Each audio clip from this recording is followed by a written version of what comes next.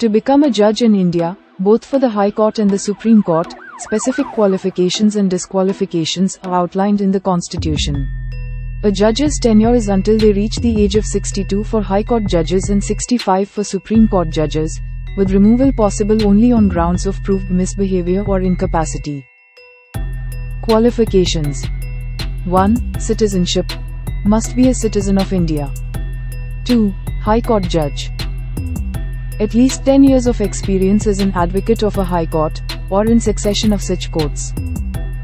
Alternatively, 10 years of experience as a judicial officer in the territory of India. 1. Supreme Court judge. Must have been a judge of one or more High Courts for at least 5 years. Or, have been an advocate in one or more High Courts for at least 10 years. Alternatively, a distinguished jurist in the opinion of the President. Disqualifications. 1. General. A person holding an office of profit under the government, of unsound mind, and undischarged insolvent, or not being a citizen of India is ineligible. 2. Specific. Other disqualifications may be prescribed by Parliament. 3. Removal. Judges can be removed only on grounds of proved misbehavior or incapacity, with a complex procedure involving a majority of the total members of both Houses of Parliament and 2/3 of the members present and voting. And 4. Recusal.